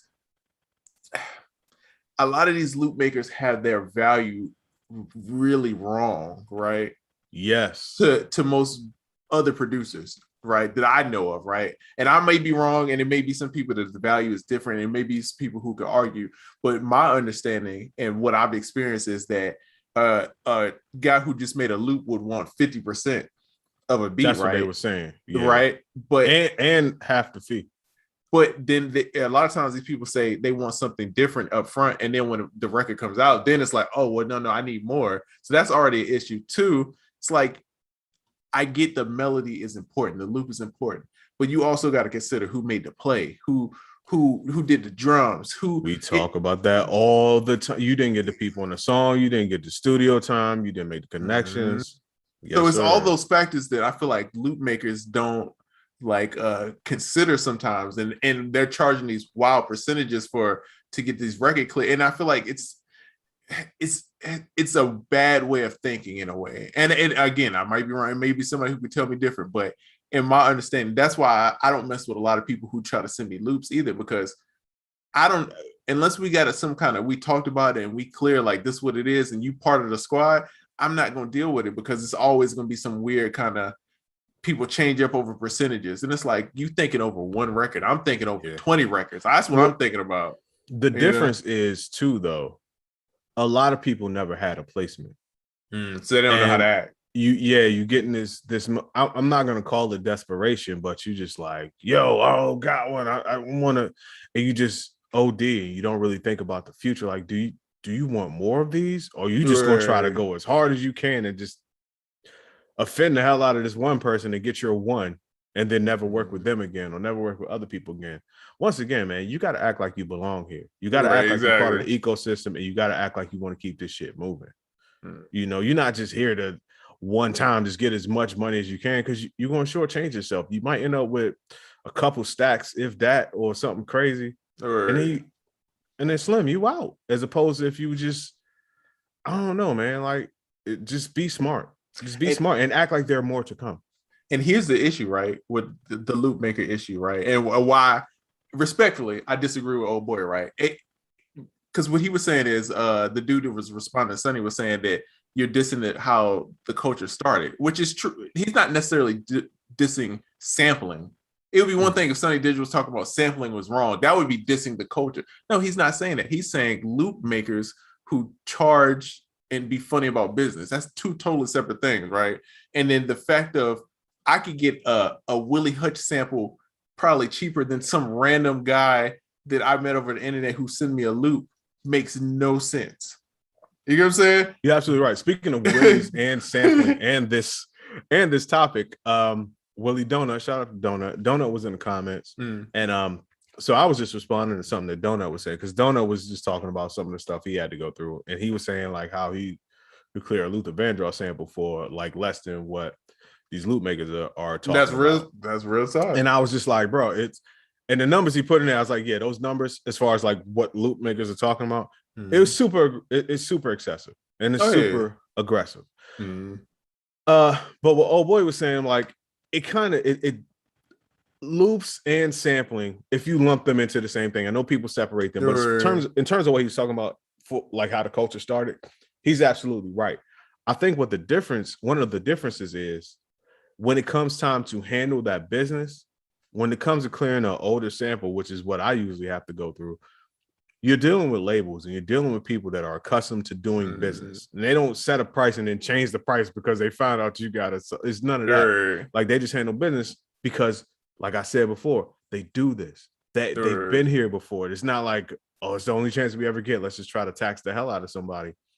So the difference is you're dealing with those business people, and then you're dealing with a person over here, as old boy was saying, who well, the loop makers might not have a lawyer. He was talking about like the people clearing the, like, certain people just don't have the right business in place, and they've never done business, and it's dangerous sometimes to do people that just never had any business. This is their first one, man. They going all in, and they think everybody's trying to hit them over the head and steal from them. And you know, in that age-old thing that a lot of producers go through when they first start getting something. Well, if it wasn't for me, this would have never been possible. But you don't know what everybody else put into it. You don't know what part everybody else played. And I guarantee you start dividing that pie up in terms of what it took to make this song or album possible, and your contribution to it versus other people's contribution to it, it will humble you. I had to be humble in that sense before. I tell that story on here all the time. And then you're like, all right. And plus, like I said, it's a system. You want to be well recognized and work within that system. You don't want to be the greedy person that's just going to take more than your share, or the person that obviously doesn't understand what the hell's going on here. Because you want 175% of a record that you put a loop in or something crazy like that. Like, it just don't work like that, Slim. Like, the dude who made a response, I feel like his intentions was good. I just felt like his response, and I may be missing parts, but I just felt like all the stuff that he addressed, it was like really not towards, even if he was making a rebuttal to Sonny Digital, none of the stuff really applied to him. Like, he was like talking about like that comes to like business, and I'm like, I'm sure Sonny got great business. You talk to a man that's got Kanye records, Jay-Z, like, you know what I mean? Like, it's not really him that the business is the issue. It's the other parts where the business is the issue. You know what I'm saying? Yes, bro.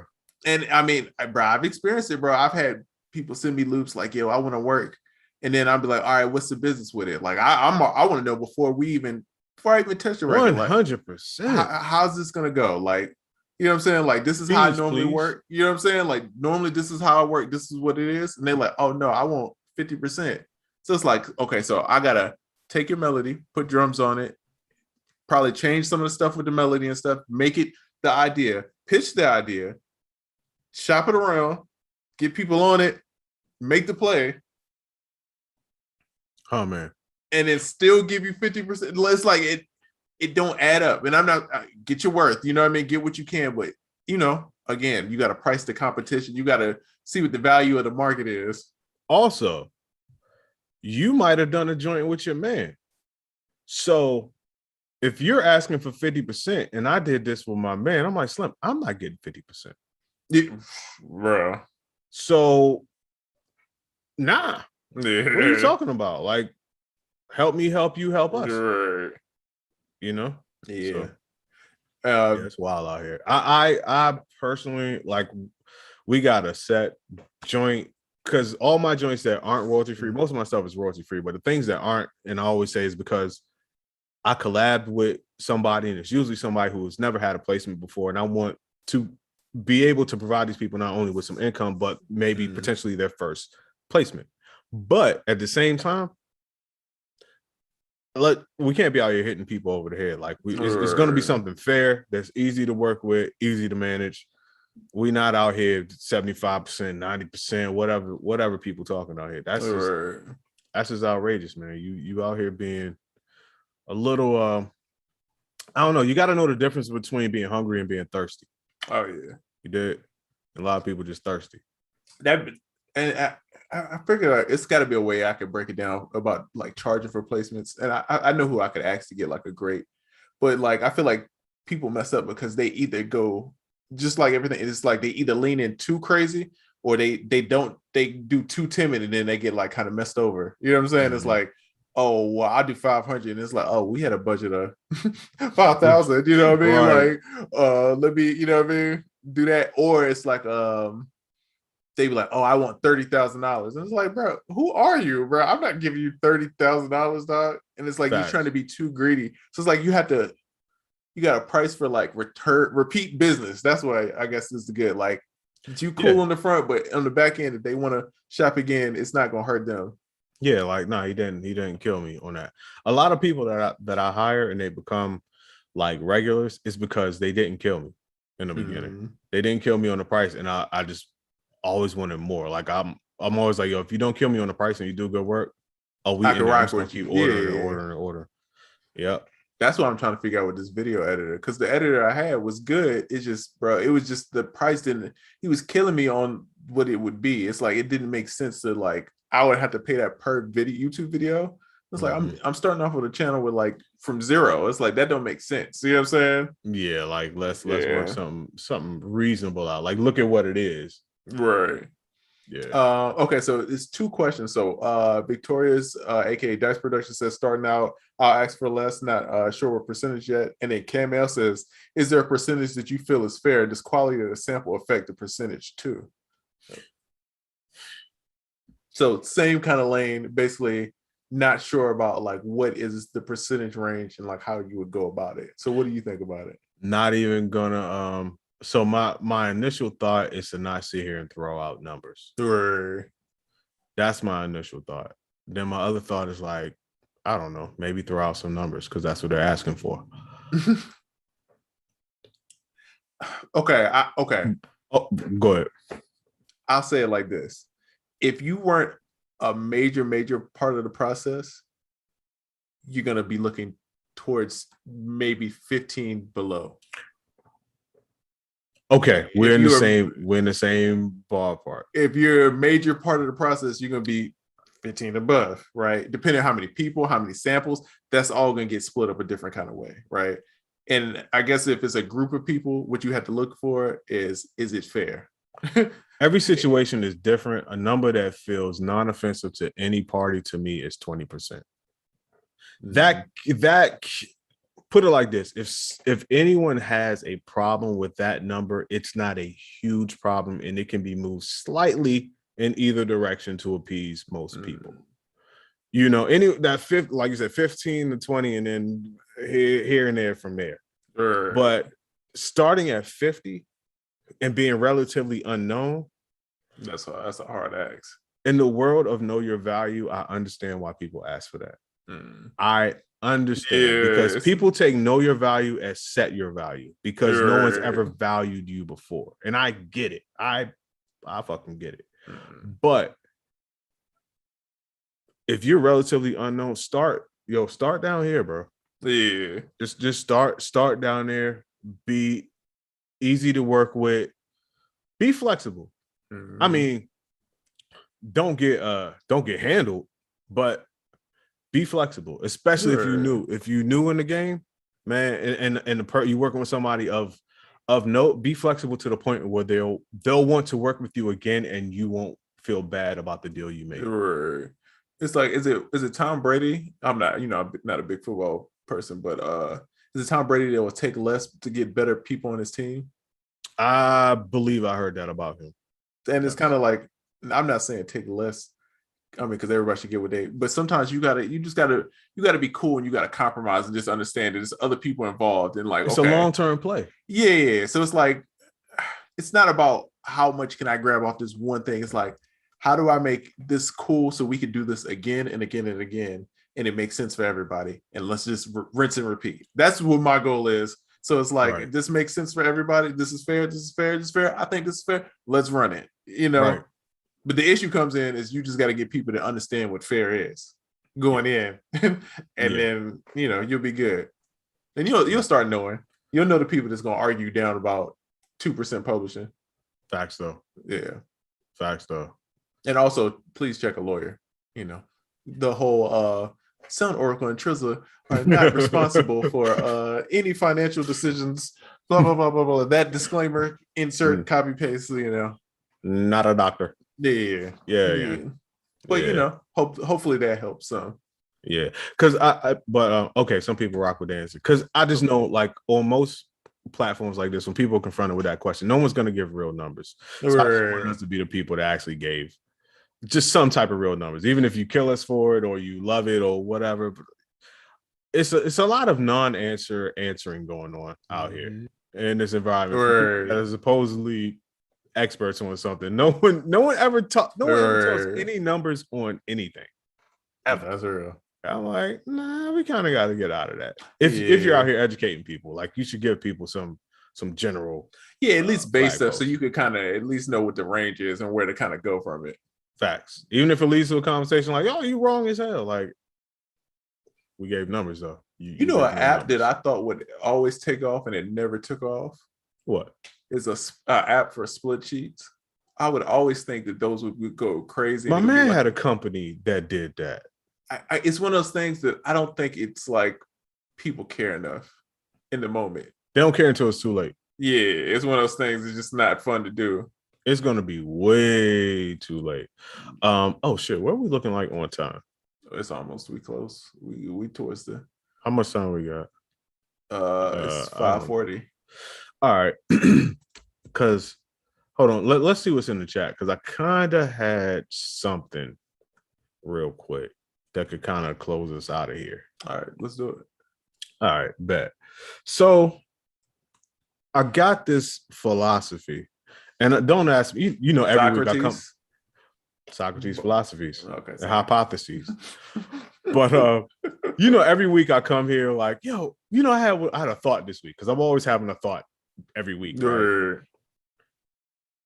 So my thought, which is one of my philosophies, is your urgency is not my emergency. And the reason why I bring that up is the other day, in the middle of the night, family member of mine hit me up, needed something from me, like on the ASAP. It's very time sensitive. And I'm like, yo, no problem. Like, that's fam. That's, without going into it, like, yo, no problem. Immediately. And then I start thinking about other people in that instance, right? And you'll have people that will come to you and just have, some people just always urgent, like, man, I need you to run me up to the such and such real quick. I got it. You know what I mean? Like, and I'm always like, fam, just because you last minute some shit, how does that now make this my emergency? Spring into action. Now, with your kids, with your family, with your folks, your team, that's different. That's different. But just with other people, they do it. And I'm going somewhere with this. This ain't it. So people do this for two reasons, right? In my mind, it's either out of desperation or manipulation, right? That makes sense. So the thing that it led me to focus on was the people that do it out of manipulation. And okay, prime example. You ever been hit with the the label need them stems to that song, like right now, so they can mix it by 6 o'clock, bro, all the time. And you don't really know what's happening on the end with the money, with the thing, right? So when I was younger, I was in that situation a few times, and I think twice I've been there for real, and both times I did the compliance thing. Bad. Regretted it both times, bro. Both times. I will say I regretted it. But I just kind of want to, I wouldn't do that now. So this is my personal stance on it. This is what I would do. And you don't have to do what I would do. But if someone hits you, let's just take that instance, that situation for instance. You don't really know what's happening with like a placement. You don't know how many points, none of that shit that you need. But they hit you like, yo, we need the stems. The stems are your leverage, right? After that, once you get that up, they got everything they need. Nothing. So the stems are your leverage. My thing is, in that instance, and the third time it happened to me, it worked out because I was like, well, listen, I need something in writing saying that, we work out what it is, and I get this, I get that, I get this. And they were not willing to do that. And my whole feeling was, if you can call me in the middle of the night and demand something quite urgently, why can't I ask you for something that's not as urgent? Right. And why do you get crazy when I ask you for something? Right. And you don't. So my whole philosophy is your urgency is not my emergency. But you have to be willing to take the L. Oh yeah, that's the whole key. Loser. Yeah, you got to be willing to take the L. And for a lot of people, like in my first two instances, like it was big time to me. I never had anything this big happen to me. You know how it is. But that's why it's such an effective manipulation tactic. That person a lot of times knows you need it. Yeah, and you have to be discerning on whether, like, I ain't really bluffing me. Should I really play my hand, or should I do whatever? Like, that's up to you. But FOMO is real. And your fear of missing out on the biggest thing that ever happened to you in your life weighs heavily on your mind, and people know that, and they use that as a manipulation tactic. So my whole thing, just because I was thinking about it this week, is I'm like, you got to stand firm on things that you know are right. Like I said, twice I went against what my gut told me and what my logic told me. And I'm a very logic-driven person, and it burned me. The third time, I was like, nah, I gotta get some type of understanding before I give you anything. And guess what? They said, nah. And I took the L, but I felt better. Right. Also, it was on your terms. At that point, I'm like, yo, this is not my primary source of income anyway. Exactly. So that's the other importance that we talked about earlier, having different streams of income. So you could the reason for me of having different streams of income is, of course, if one goes down, you still got other ones, but it's the reason, it's the freedom to say no to certain things, or the freedom to not care if certain things don't work out because you got so many other things going on. But the fourth time it happened to me, I did the same thing, and it worked out for me.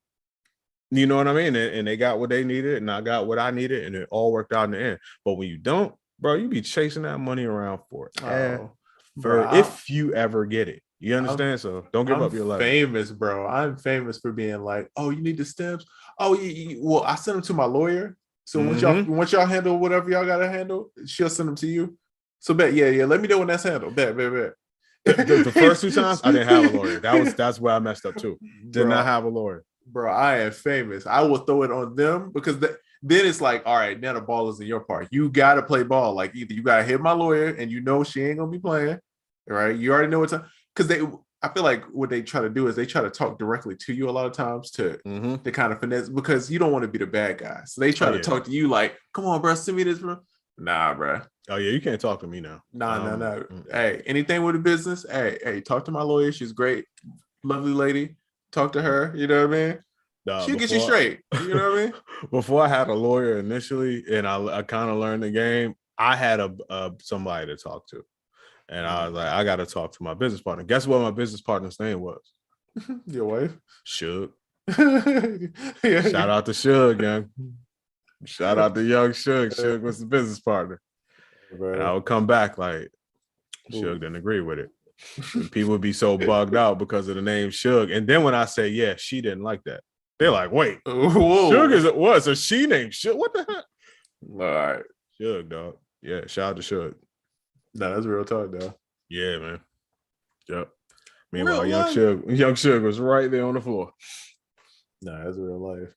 Yeah, man. But I just wanted to bring that up because just be careful of the manipulation. And even if it's not business related, just a lot of people, just be aware. Some people are gonna always be last minute people because they don't really have this shit together.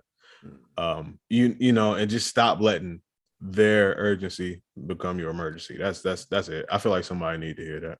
No, that's real talk. Yeah. Have you ever acted? I know this is gonna be so random. Have you ever pretended to be like a manager, even though it's just yourself? You just wrote the email from a different perspective. Oh yes. Like, yes, Mr. Oracle is interested in this brand deal. Signed, Brian. Facts though. No, I used to do that all the time, bro, because I swear it's something about that someone else being the bad guy thing. It makes it so much easier, bro. It does. And I just like approaching artists like, hey, when it comes to that, yeah, let them deal with that. We're gonna stay in the vibe. You know what I mean? Y'all deal with that over there. Guy. Yeah. Get a real bad guy.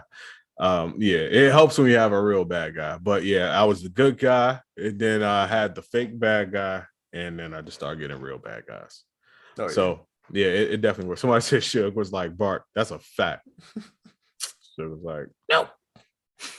I'm like, yeah, you're right. You absolutely right. Yeah, man. So that's what it is. But all right, I think we did good with this smaller crowd. I'm not even going front, bro. Okay, here's a podcast talk while we're live on the thing. Let's do it.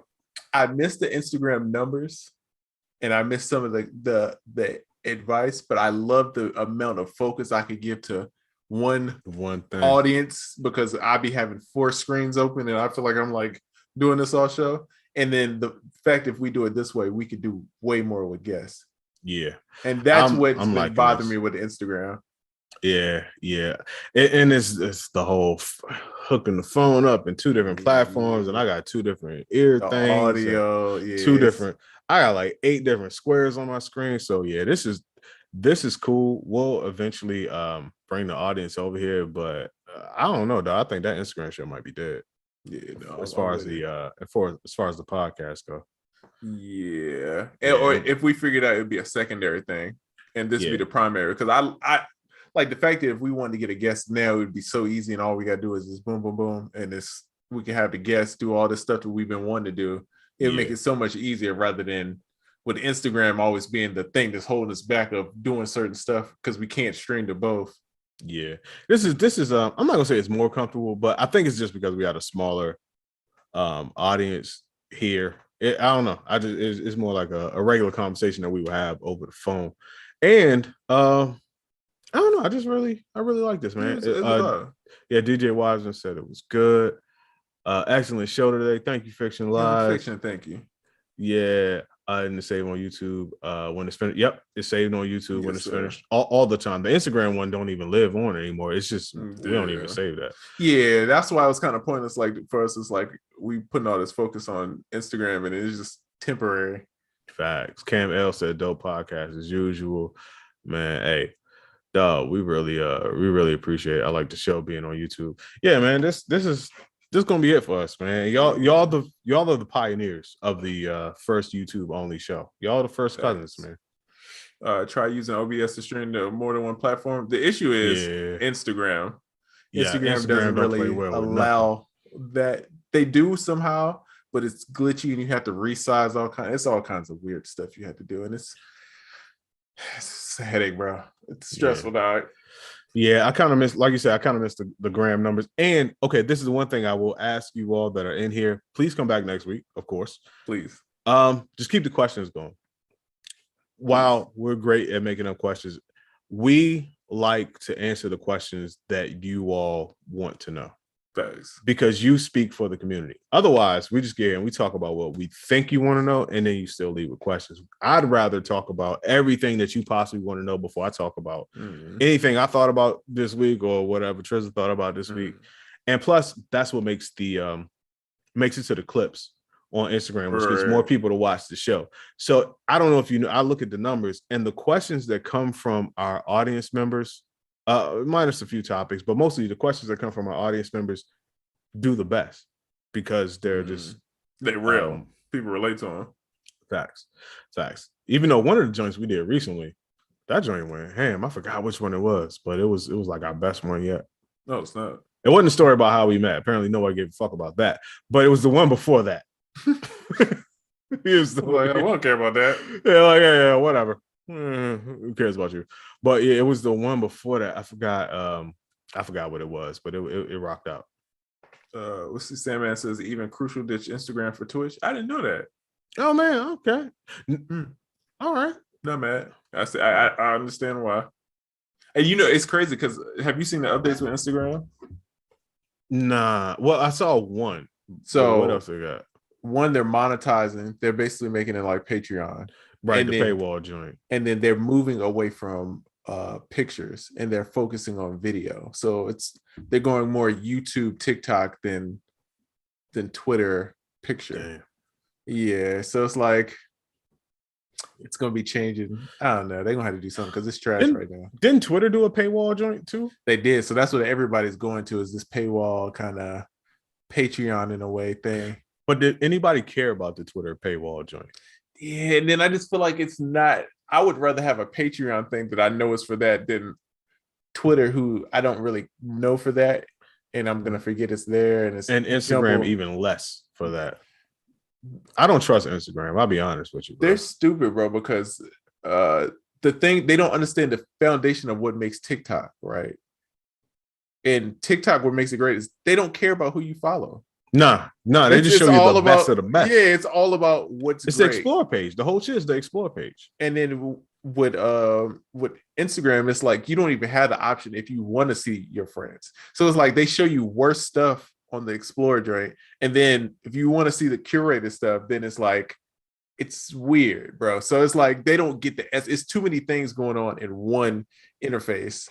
So yeah, it's gonna be interesting. Social media is always changing, bro. That's a fact. Yeah, we'll see. But yeah, we on this Instagram thing for sure. Yeah, definitely. So are we ready to close it out? You see this 101 Neptune shirt? Hold on, man. Let me see. Come on, man. Come on. 101 Neptune shirt. You know what I mean? Man.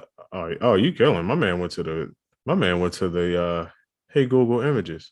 And whipped it up. My man whipped it. I got all these like band shirts like this, but it's like mad specific ones of producers that I love. Like I got a Kanye one, I got a Tim one, I got a Missy one on the way. I got a will.i.am one, I got a Max Martin one, I got some in the cut ones, bro. Like I got some. I'm going there, bro. I think I'm gonna get a high tech one. Hey, you let me know. Bro. I'm only doing it for the homies because I'm sure this is copyrighted material and I can't sell them, you know. So I just make them for myself. I just want a Dilla joint. Ooh, that's a good one. That might be next. Yeah, I just want a Dilla joint. Yeah, for sure. That's next. Yeah. My man. All right, man. So since we wrapping up, man, what you got going on this week? theproducerkid.com, man. Man, I got a bunch of new stuff coming up soon. Man, some great stuff. Some new kits coming up soon. Some specials coming up soon. You know, my birthday's around the corner, so I'm doing something special for the 808 day. 808, boom. So yeah, that's all I've been working on, man. What about you? What you got going on? Fire. Well, I got something going on, but first of all, I want to announce. I didn't say it earlier. I gave away the top secret kit full of sounds that I did in sessions with people like Tim and Migos, and I think even like the Drake session at the Sofitel in Miami that one time. Just like a bunch of random sounds from those types of sessions. This year I did 2 winners. I did the same thing last year. I had 1 winner. This year I had 2 winners. Shout out to Nigel C. I believe Nigel is from South Africa. I could be wrong. These are all people on my email list. And Kayla J from Miss K Productions. So those two won the top secret kit. Check your email, and I got something special in there for people that did not win. It's still a little something special in there for you. But the main thing I want to talk about is dropping on Friday, The Art of Mastering. Yes, sir. Listen, yeah, my bad. There we go. Like, yo, it's literally the most in-depth course on mastering you will ever find anywhere. Of course, you know how we do, but that's not the point. If you were here earlier, this is a way for you to start a business that is fairly easy to do, that can net you up to $150 an hour, or at least $50 per 20 minutes. No cap. This is not BS. I'm not here on infomercial status. Because people are always asking us how they can earn extra money or extra revenue as a producer. This is one of the easiest and most profitable in terms of how easy it is to do that you could possibly do. And the cost of it, the introductory price, limited to the first 250 people, the cost of it is going to cost you about an hour of what you would make in your first hour of running this business. Facts. That's a good ass deal. Listen, Slim, if I thought I could spend $150 to learn a skill that would make me $150 an hour, I would jump on it. And already help with it. Even if you didn't even make the money, the skill is going to help your music. It's going to help you personally, even if you don't do it for anybody else. Right. And it's also proven because I've been running this same business within my business for years, and it's profitable. So, hey, man, take from it what you want. I'm not here to force you, but remember, you asked where to make some money, and we're just trying to provide the answers, Hey. So with that being said, and I guess you don't want to take us out. I'm looking to click on something. I have nothing to do this week. So listen, man, it's been another episode of